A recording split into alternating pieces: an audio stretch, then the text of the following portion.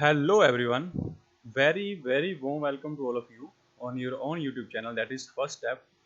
So in today's session we are going to discuss about junction transistor जो आपका unit number 2 है semiconductor devices का BSc first year, उसका एक important topic है बायसिंग जो सर्किट है हम वो डिस्कस कर रहे हैं। और आज हमने जो थर्ड सर्किट है वो डिस्कस करना है और वो आपका सर्किट कौन सा है, that is your fixed bias circuit. ठीक है, यहाँ दो नेम है इसके, फिक्स्ड बायस सर्किट मेथड भी बोलते हैं इसको और इसको बेस रजिस्टर मेथड भी बोलते हैं। ठीक है, तो इन दोनों मेथड्स के नेम जो हैं मैंने पहले भी बोल रखा है कि जो हमने इससे पहले भी मेथड्स किए हर एक के लगभग 2 या 3 नेम्स हैं, तो नेम्स के अंदर कंफ्यूज मत हो जाना। लगभग ये 3 ही आपके इंपॉर्टेंट हैं जो एग्जाम्स के अंदर पूछे जाते हैं। एक पेंडिंग बचा फोर्थ, वो नहीं करवाया। ठीक है, तो कोई दिक्कत नहीं है, एक बार 3 कर लो। ठीक है, और जो हमारा थर्ड यूनिट है वो फिर हम कल से स्टार्ट करेंगे। थर्ड यूनिट आपका कंप्लीट हो जाएगा और आपका जो एग्जाम है वो सारा अटेम्प्ट हो जाएगा। ठीक है, इसमें कोई प्रॉब्लम नहीं है। ठीक है, तो ये कर लेना। और इसमें ना जो हमने बस एक चीज छोड़ रखी है वो स्टेबिलिटी फैक्टर है। बहुत रेयर चांस है अगर एग्जाम में वो ये पूछे कि स्टेबिलिटी फैक्टर इसके लिए फाइंड करो। अगर वो फिर भी पूछ लेना स्टेबिलिटी फैक्टर, तो बच्चे आपको स्टेबिलिटी फैक्टर का फॉर्मूला मैंने करवाया हुआ है, तो एंड ऑफ द लेक्चर उसके ऊपर थोड़ा सा डिस्कशन होगा, तो ये लेक्चर कंप्लीट देख लेना। ठीक है, ताकि अगर स्टेबिलिटी फैक्टर एग्जाम में आ जाए तो कैसे निकालोगे। ठीक है, अच्छा, तो विदाउट वेस्टिंग फर्दर टाइम तो हम जस्ट लेक्चर जो है आज वाला वो स्टार्ट करते हैं। तो देखिए आज वाला लेक्चर क्या है मेरे पास, that is base resistor method और फिक्स्ड बायस मेथड। ठीक है, यहाँ पे देखो फर्स्ट ऑफ ऑल ये बेस और जो आपके पास ये आउटपुट वाली जो बैटरी है, इन दोनों के अंदर हमने एक रजिस्टर लगा रखा है जिसको आरबी नेम दिया गया, दैट इज बेस रजिस्टर बोलते हैं इसको। ठीक है ना, तो इसीलिए इसको बेस रजिस्टर मेथड भी बोलते हैं। ठीक है, और फिक्स्ड बायस क्यों बोलते हैं, फिक्स्ड बायस हम आगे इसका डिस्कशन करेंगे कि इसको फिक्स्ड बायस जो है क्यों बोला जाता है। ठीक है, तो देखो यहाँ पे मेरे पास क्या है, this one in this circuit high resistance RB जो है इस सर्किट के अंदर हाई रेजिस्टेंस आरबी है, is connected between the base. यहाँ पे देखो ये आपका बी यहाँ से बेस है, between the base and the positive end of the supply. ये आपका पॉजिटिव एंड है, यहाँ से इन दोनों के इन बिटवीन हमने क्या कनेक्ट कर रखा है, एक हाई रेजिस्टेंस जो है जिसको हमने आरबी नेम दिया है, इसको हमने क्या कर रखा है, कनेक्ट कर रखा है। ठीक है, किस पर्टिकुलर ट्रांजिस्टर के लिए, फॉर एनपीएन के लिए।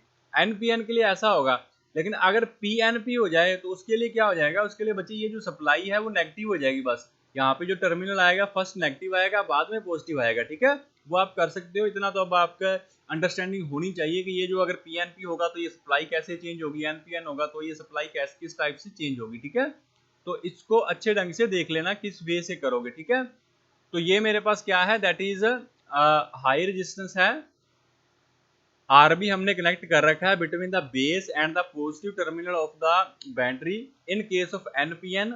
अगर पीएनपी हो जाए, ठीक है, तो उस केस में क्या हो जाएगा, बेस और इस नेगेटिव वोल्टेज के अंदर हम क्या अप्लाई करेंगे, ये रेजिस्टेंस जो है वो अप्लाई करेंगे। बिकॉज अगर एनपीएन है तो आपको मेन जो फोकस करना है वो है इनपुट जंक्शन फॉरवर्ड बायस होना चाहिए और आउटपुट जंक्शन रिवर्स बायस होना चाहिए। तो उसके अकॉर्डिंग आप इस सप्लाई को देख सकते हो कि नेगेटिव किस साइड आएगा। ठीक है, इसमें कोई प्रॉब्लम नहीं होनी चाहिए, बिल्कुल सिंपल सा ही ये जो डिस्कशन है बिल्कुल सिंपल ही है। तो किस वे से आप फाइंड करोगे। ठीक है, अब आ गया बच्चे, क्योंकि अब ये इस सप्लाई के कारण जो ये वाली सप्लाई है प्लस वीसीसी है, इसके कारण क्या हो जाएगा, इसके कारण इनपुट जंक्शन आपका फॉरवर्ड बायस हो जाएगा और आउटपुट आपका रिवर्स हो जाएगा।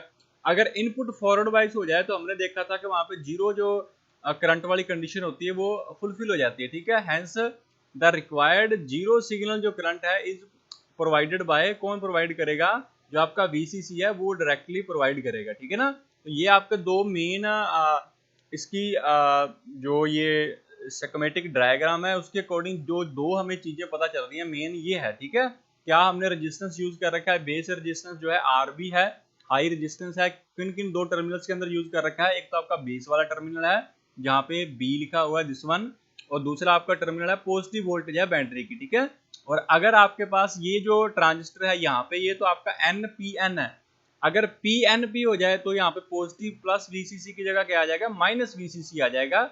एंड इसमें कोई डिफिकल्टी नहीं होगी, बिल्कुल इजी है। ठीक है, और हमने जब ये स्टेबलाइजेशन स्टडी किया था तब वहाँ पे अच्छे ढंग से देखा था कि अगर zero signal current condition fulfil होगी तभी ये स्टेबलाइजेशन प्रोवाइड करवाएगा, ट्रांजिस्टर अदरवाइज नहीं करवाएगा। तो यहाँ पे जीरो सिग्नल कौन प्रोवाइड करवाएगा?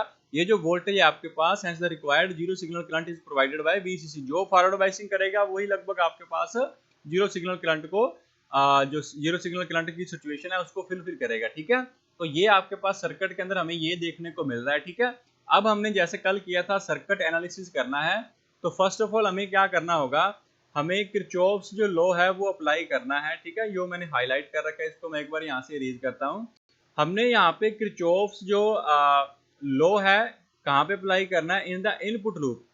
जो ये इनपुट लूप है ना, यहाँ पे हमने किरचॉफ्स का लॉ है वो अप्लाई करना है। ठीक है, तो देखो जो किरचॉफ्स का लॉ है किस वे से अप्लाई करोगे?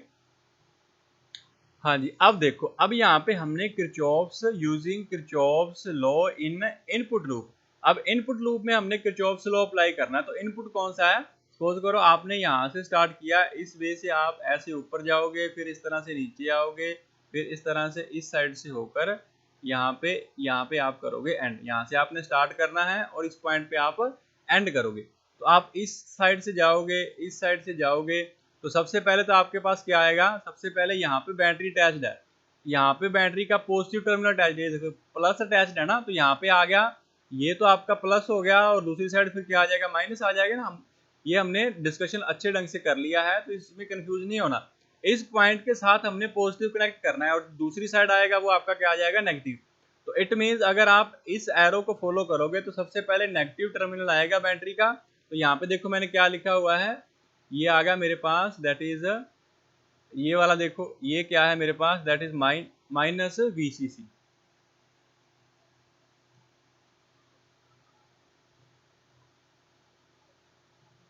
हाँ, ये देखो ये मैंने क्या लिखा है, that is minus VCC. Clear है ना? तो यहाँ से आओगे तो यहाँ तक आ गए, इस पॉइंट तक। अब इससे आगे हमने कहाँ जाना है? ये इस एरो को फॉलो करना है, इस साइड। ठीक है, तो पहले करंट IB आया है, उसके बाद में रेजिस्टेंस RB आया है, और इनकी डायरेक्शन भी क्या है? सेम है। IB करंट जो है इस एरो की डायरेक्शन में ही फ्लो कर रहा है, तो इट मीन्स IB RB क्या आएगा आपके पास? IB RB आपके पास आएगा पॉजिटिव। ठीक है, तो अब हम कहाँ तक पहुंच चुके हैं? दोबारा देख लीजिए, मैं कलर जो है इसका चेंज करके दिखा देता हूँ। हम इस एरो तक आए, इस पॉइंट तक आ गए, उसके बाद में हमने इस साइड जाना था, तो यहाँ पे जो ये करंट है IB और जो RB है, ये IB की डायरेक्शन सेम है इस एरो के साथ, तो ये पॉजिटिव लेके चलोगे। फिर यहाँ तक पहुंच चुके हैं हम, इस पॉइंट तक, तो मान लो हम यहाँ तक आ गए। ठीक है, अब इससे आगे अगर जाओगे तो यहाँ पे कौन सी वोल्टेज यूज हो रही है? ये बेस मीटर वोल्टेज यूज हो रखी है, तो इसीलिए यहाँ पे, और ये बेस मीटर वोल्टेज कैसे होगी? ऊपर टर्मिनल पॉजिटिव है, तो ये बेस मीटर वोल्टेज के लिए ये टर्मिनल पॉजिटिव होगा और ये टर्मिनल क्या होगा? नेगेटिव होगा। तो इसीलिए आप क्या लोगे? इस वोल्टेज को आप क्या कंसीडर करके चलोगे? पॉजिटिव कंसीडर करके चलोगे। तो यहाँ पे मेरे पास क्या आएगा? प्लस VE आएगा, और ये किसके इक्वल होगा? जीरो के इक्वल होगा। That is your Kirchhoff's law for input loop. हो गया? ठीक है, आई डोंट थिंक सो इसमें कोई प्रॉब्लम होगी, बिल्कुल ईजी है। अच्छा, अब नेक्स्ट क्या है? अब यहाँ पे नेक्स्ट क्या है? इसमें से आप IB RB जो है इसको इस साइड रखो बस। ठीक है, IB RB, बाकी माइनस VCC दूसरी साइड जाएगा, तो ये प्लस का हो जाएगा, और ये जो ये प्लस VB है दूसरी साइड जाएगा, ये आपका माइनस का हो जाएगा, माइनस VBE हो गया। ठीक है, अब हमने यहाँ से बेस करंट की वैल्यू फाइंड कर लेनी है, IB आ गया। अब IB किसके को लाएगा? RB नीचे चला जाएगा, तो ये मेरे पास आ गया VCC minus VBE divide by RB, और ये आपके पास आ गई इक्वेशन नंबर 1। ठीक है, इस इक्वेशन को मार्क कर लेना।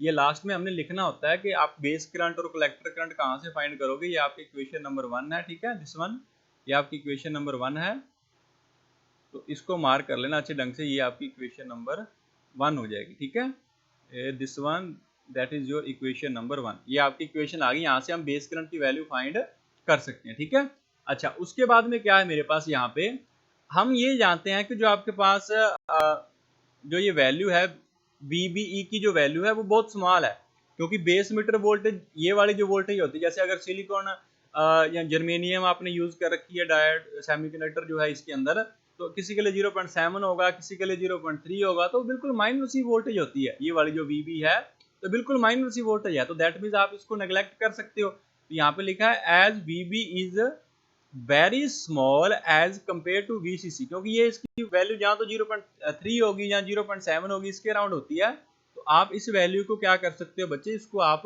नेग्लेक्ट कर सकते हो। ठीक है, तो इसलिए आपके पास ये जो इक्वेशन नंबर आपके पास 1 थी, इसमें से अगर VBE नेग्लेक्ट करोगे तो क्या बचेगा, ये बचेगा ना IB जो बेस करंट है आपके पास, वो किसके इक्वल हो जाएगा, that is approximately equal to, यहाँ से सिर्फ VCC डिवाइड बाय क्या आएगा RB, क्योंकि VBE जो है ये तो जीरो हो जाएगा, बिल्कुल नेग्लिजिबली स्मॉल है, तो उसको हम नेग्लेक्ट ही कर देंगे। तो ये आपके पास इक्वेशन नंबर सेकंड आ गई।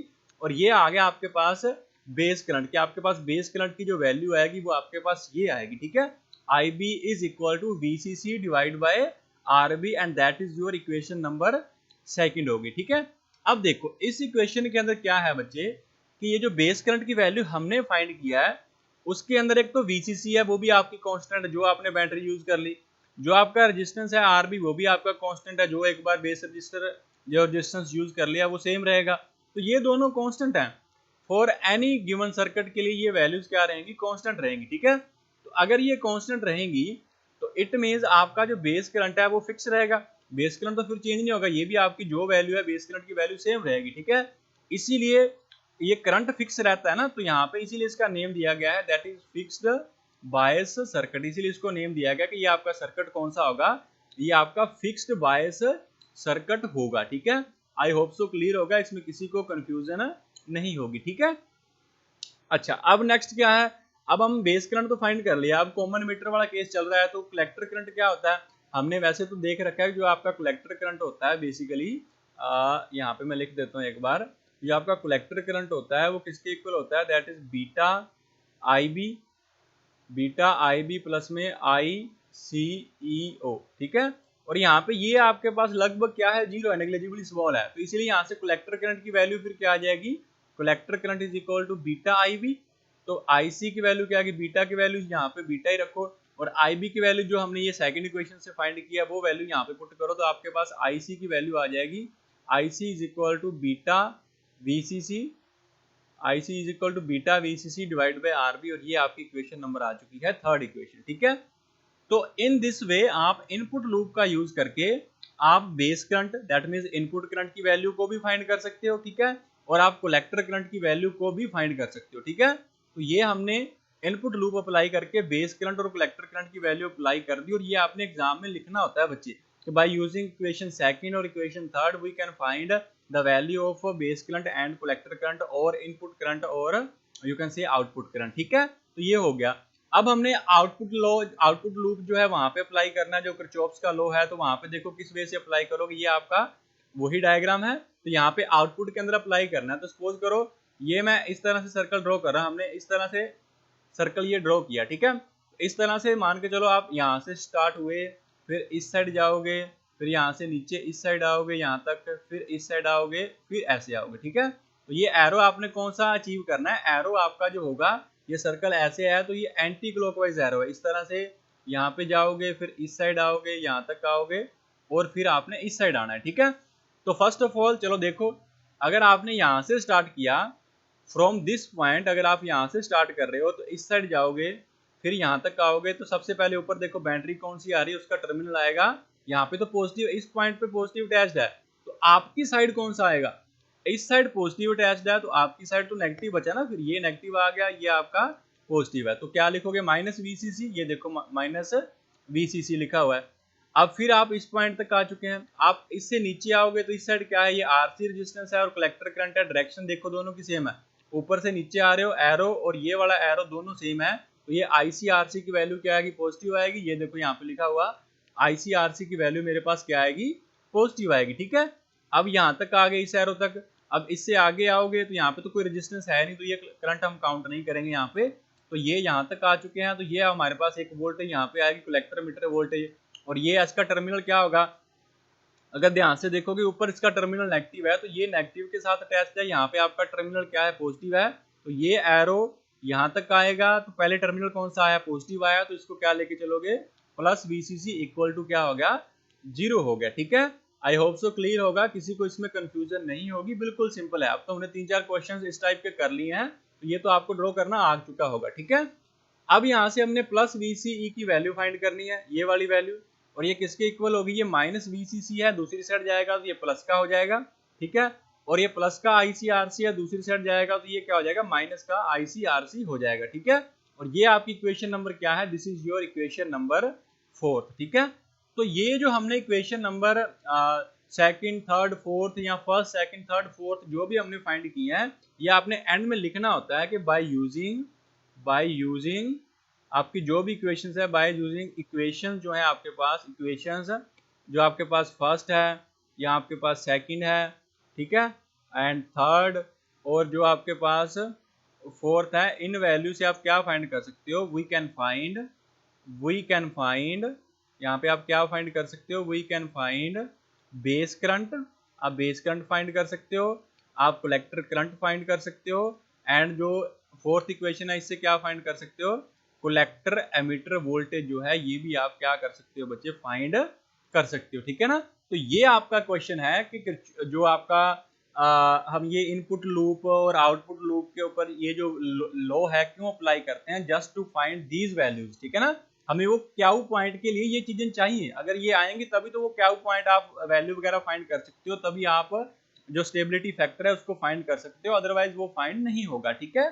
तो आई होप सो कि ये चीज क्लियर होगी जो हमने ये डिस्कशन किया है, जो आपका फिक्स्ड बायस, इसको फिक्स्ड बायस क्यों बोलते हैं, ठीक है, इनपुट लूप पे कैसे अप्लाई करोगे, आउटपुट लूप पे कैसे अप्लाई करोगे, तो ये आपका डिस्कशन जो है यहाँ तक हो चुका है, ठीक है। अब बस जो डिस्कशन रहता है वो इसकी स्टेबिलिटी के ऊपर डिस्कशन करना है कि ये कितना स्टेबल है या स्टेबल है भी या नहीं है, ठीक है। तो नेक्स्ट देखो स्टेबिलिटी के ऊपर डिस्कशन,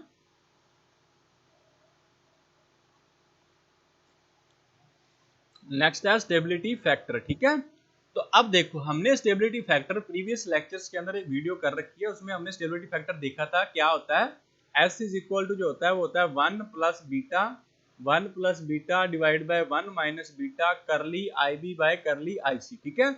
ये हमने उसकी वैल्यू फाइंड की थी, लेकिन वैसे स्टेबिलिटी फैक्टर क्या होता है, वो आपके पास होता है that is change in collector current with respect to change in leakage current, ठीक है। जहाँ इसको DIC डिवाइड बाय, ये लिख लो DIC डिवाइड बाय DICO, कि आप लीकेज करंट चेंज करोगे, ये वाला जो नीचे वाला होता है ICO, ये आपका क्या होता है, दिस वन ICO, ये आपका लीकेज करंट है, this one that is your leakage current है, ये वाला आपके पास लीकेज करंट है। तो आप लीकेज करंट को चेंज करोगे तो ये कलेक्टर करंट कितना चेंज होगा वो आपको बताएगा स्टेबिलिटी फैक्टर, और वहां पे हमने अंडरस्टैंड किया था कि स्टेबिलिटी फैक्टर की वैल्यू मिनिमम होनी चाहिए, जितनी मिनिमम हो सकती है, ठीक है। तो यहाँ पे देखो अगर आपने स्टेबिलिटी फैक्टर फाइंड करना है तो ये जो फॉर्मूला हमने पहले फाइंड कर रखा है इसके अकॉर्डिंग आपको फाइंड करना होगा DIB डिवाइड बाय DIC, आपने DIB डिवाइड बाय DIC की वैल्यू फाइंड करनी है, ठीक है। तो फर्स्ट ऑफ ऑल हर एक मेथड, जैसे मान के चलो आपने ये पोटेंशियल डिवाइडर मेथड किया, या कलेक्टर टू बेस किया, जहाँ जो आज फिक्स्ड बायस हम कर रहे हैं ये वाला मेथड किया, आपने बेस करंट की वैल्यू मैंने हर में फाइंड करवा रखी है, हर क्वेश्चन के अंदर हमने बेस करंट की वैल्यू फाइंड कर रखी है। जैसे इस क्वेश्चन के अंदर जो बेस करंट की वैल्यू आई है वो देखो प्रीवियस इक्वेशन से देख लो, बेस करंट की जो वैल्यू आई है यहाँ पे देखो, ये हमने फाइंड की थी, चाहे तो वन इक्वेशन यूज कर लो चाहे कर लो second equation use. Base current की वैल्यू आई है VCC डिवाइड बाय RB, ये जो इक्वेशन है यहाँ पे ये बेस करंट की वैल्यू है, यहाँ पे लिख रहा हूँ मैं, ठीक है। Base current is equal to VCC divide by क्या है हमारे पास RB, वैल्यू आई है, ये वैल्यू आई है। आपने क्या करना है इस इक्वेशन के अंदर, जो ये स्टार इक्वेशन यहाँ पे मैं लिख रहा हूँ, इस इक्वेशन के अंदर जस्ट आपने DIB डिवाइड बाय DIC निकाल के यहाँ से, हर एक क्वेश्चन के अंदर IB आपको फाइंड करवा रखा है, बस उसका आपने क्या करना है डेरिवेटिव करना है। तो यहाँ पे IB दे रखा है, इसका डेरिवेटिव करोगे तो ये क्या आएगा DIB, इसके विद रिस्पेक्ट टू करना है हमने करना है इस इक्वेशन से देखो विद रिस्पेक्ट टू IC, तो ये मेरे पास आ गया DIC। अब इसमें तो IC है ही नहीं कहीं पे, ये भी कांस्टेंट है ये भी कांस्टेंट है, तो इसका डेरिवेटिव क्या आएगा, जीरो, बिकॉज कांस्टेंट का डेरिवेटिव क्या होता है आपके पास, जीरो होता है, ये चीज होती है ना।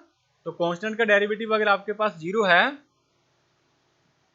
ठीक है बच्चे, तो यहाँ पे ये दोनों वैल्यूज कांस्टेंट है, तो कांस्टेंट का डेरिवेटिव हमें पता है जीरो होता है, तो इट मींस इस क्वेश्चन के लिए आपके पास DIB डिवाइड बाय DIC वो क्या आएगा, जीरो आएगा।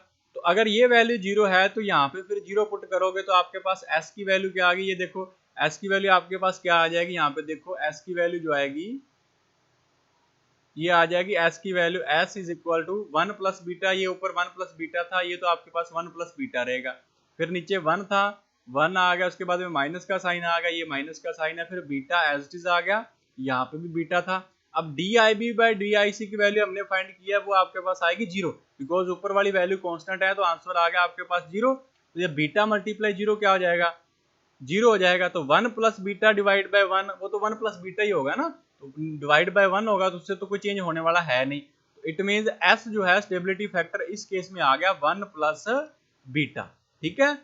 तो अब ये 1 प्लस बीटा है, दैट मीन्स इसकी वैल्यू बहुत हाई है, बिल्कुल लो वैल्यू नहीं है, बीटा की वैल्यू बहुत हाई होती है, तो ये तो स्टेबिलिटी फैक्टर बहुत लार्ज आ गया। तो इट मीन्स ये जो इतनी अच्छी स्टेबलाइजेशन हमें प्रोवाइड नहीं करवाएगा, इस केस में आपका जो क्यू पॉइंट है वो स्टेबल नहीं रहेगा, ठीक है, यहाँ से हमें पता चल रहा है, ठीक है।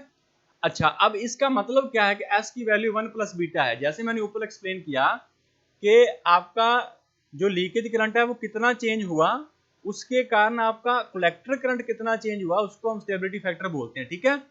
तो यहाँ पे S is equal to 1 plus beta का मतलब ये है, जैसे ये देखो यहाँ पे मैं आपको चलो लिख के ही दिखा देता हूँ क्या मतलब है। हमने एक डेफिनेशन ये लिखी कि स्टेबिलिटी फैक्टर की मतलब होता है करली सॉरी इसको डी लिख लो, बाद में कंफ्यूज हो जाओगे। ये आपके पास आ गया D I C divide by D I C O, ये लिखा हमने, और हमने इसकी वैल्यू फाइंड की, वो आ गई 1 प्लस बीटा डिवाइड बाय क्या आ गया 1 आया था, ठीक है। यहाँ पे देखो 1 को हमने नेग्लेक्ट किया था, ये वाला 1। तो अब इसका मतलब क्या है कि अगर आपका ये लीकेज करंट जो है ये सिंगल टाइम चेंज होगा, तो आपका जो आईसी है उसमें कितना चेंज आएगा, उसमें 1 प्लस बीटा टाइम्स चेंज आएगा, ठीक है। अगर आपका लीकेज करंट जो है वो सिर्फ एक बार चेंज होगा, तो आपका जो कलेक्टर करंट है उसमें उसके कंपैरिजन में कितना चेंज आएगा, उसके कंपैरिजन में 1 प्लस बीटा टाइम्स चेंज आएगा, ठीक है। तो ये देखो यहाँ पे नीचे मैंने मेंशन कर रखा है कि इसका मीनिंग क्या है, that means it means that if ICO change, अगर वो चेंज होगा तो आपके पास जो आईसी है ना वो चेंज होगा बीटा प्लस 1 टाइम्स, उस आईसीओ के बीटा प्लस 1 टाइम वो क्या हो जाएगा, वो आपका चेंज हो जाएगा, and that is the stability factor. यहाँ पे हमने डिस्कशन कर लिया, ठीक है। और बाकी जो है 2 क्वेश्चन हमने कर रखे हैं बाइसिंग सर्किट, वहां पे हमने डिस्कशन नहीं किया, लेकिन दोनों क्वेश्चन उठा के देख लेना, मैंने दोनों के अंदर बेस करंट की वैल्यू फाइंड करवा रखी है, तो जस्ट आप उसका डेरिवेटिव कर दो और इस स्टार वाली इक्वेशन के अंदर पुट कर दो, आपका स्टेबिलिटी फैक्टर आ जाएगा। मैंने इसलिए नहीं करवाया बिकॉज बहुत रेयर चांस है अगर एग्जाम में आए तो, ठीक है, लेकिन वो थोड़ा सा डिस्कशन आप खुद कर लेना, क्योंकि इतना टाइम अपने पास है नहीं, 3rd यूनिट भी करना है, तो इसलिए वो आप खुद करोगे, ठीक है। तो अब नेक्स्ट देखो, अब एडवांटेजेस और डिसएडवांटेजेस यहाँ पे डिस्कस करनी है, क्या क्या होंगी यहाँ पे। तो पहले तो एडवांटेजेस क्या है, क्योंकि ये सर्किट आपके पास बिल्कुल सिंपल सर्किट है, that is very simple circuit है। क्यों? क्योंकि इसके अंदर एक ही हम इनपुट के अंदर रेजिस्टेंस यूज करते हैं, वो आपके पास क्या है, आरबी ही यूज कर रखा है, कोई 2-4 ज्यादा रेजिस्टेंस यूज नहीं कर रखे, just only single resistance use कर रखा है। तो ये इसकी एक एडवांटेजेस है, सिंपल सर्किट है, कोई ज्यादा कम्प्लेक्स नहीं है। उसके बाद में इसकी जो कैलकुलेशंस हैं वो बिल्कुल ही सिंपल है, देखो हमने स्टेबिलिटी फैक्टर कितने इजी से फाइंड कर लिया, calculations are very simple, stability factor बिल्कुल इजी निकल गया। लेकिन जो दूसरे हैं ना वहां पे स्टेबिलिटी फैक्टर थोड़ा सा डिफिकल्ट होगा, वोल्टेज डिवाइडर है उसमें तो बहुत डिफिकल्ट होता है उसको निकालना, थोड़ा सा कॉम्प्लेक्स होता है। तो ये आपका बिल्कुल सिंपल सर्किट है, जस्ट इसमें बेस रेजिस्टेंस यूज हो रखा है, और उसके बाद में इसके अंदर जो कैलकुलेशन है वो भी आपके पास क्या है, बिल्कुल सिंपल कैलकुलेशन है, जैसे हमने ऊपर किया, स्टेबिलिटी फैक्टर बिल्कुल इजिली आ गया, ठीक है। अच्छा, उसके बाद में ये तो इसके एडवांटेजेस हो गए कि सिंपल है और आप इसकी कैलकुलेशन भी इजीली कर सकते हो।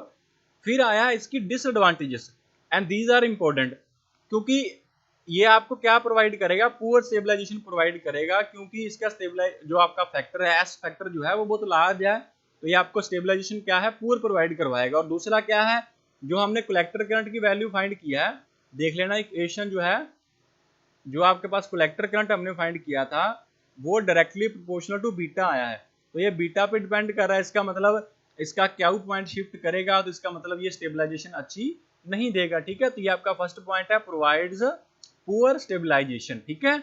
अच्छा, अब नेक्स्ट इंपॉर्टेंट पॉइंट है, इसको ध्यान से देखो बच्चे, क्या है इसके अंदर कि जो आपके पास स्टेबिलिटी फैक्टर है ना, दैट इज एस, जो हमने फाइंड किया, दैट इज वेरी हाई, वो 1 प्लस बीटा है, बहुत लार्ज वैल्यू है वो।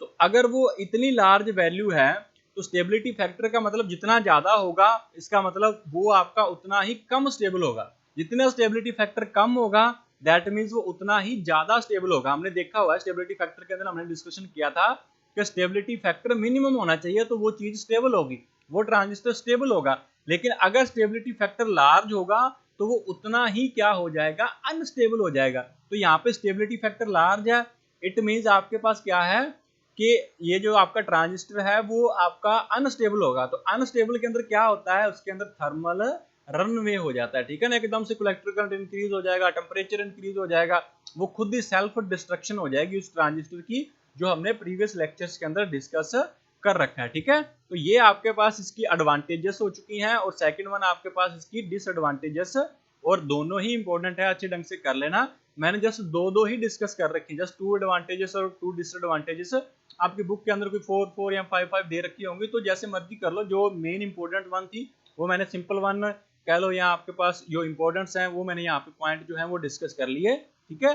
बाकी आपने जो एक्स्ट्रा मटेरियल लिखना है वो आप इसके अंदर लिख सकते हो। आपका 95% ऑफ लेक्चर जो है वो आपका कंप्लीट है, ठीक है। और जो आपका स्टेबिलिटी फैक्टर मैंने वो 2 केसेस के लिए नहीं करवाया है, अगर चाहो तो खुद कर लेना, अदरवाइज उसको छोड़ दो। एक बार जो हमने किया है वो कर लो। आपका जो लगभग आपका ये यूनिट है 90% कवर अप हो चुका है, ठीक है। तो आई थिंक के 2 क्वेश्चन तो इसमें से अटेम्प्ट हो जाएंगे, और बाकी थर्ड जो यूनिट है वो हम कल स्टार्ट करेंगे, और वो भी लगभग 1 वीक के अंदर उसको कंप्लीट करना है। मेन इंपॉर्टेंट वन ही हमने डिस्कस करने हैं, बाकी एक्स्ट्रा नहीं करेंगे, ठीक है। तो आई होप सो क्लियर होगा। किसी बच्चे को कोई प्रॉब्लम हो तो कमेंट सेक्शन के अंदर कमेंट वगैरह डाल देना, ठीक है। क्लियर है बच्चे? सो ठीक है बच्चे, मिलते हैं फिर नेक्स्ट लेक्चर के अंदर। तो ये जो आपका लेक्चर्स वगैरह हैं, जो 2-3 लेक्चर हमने प्रीवियस कर रखे हैं, ठीक है, तो ये अच्छे ढंग से कर लो, इंपॉर्टेंट है सारे ही, ठीक है बच्चे। Thank you.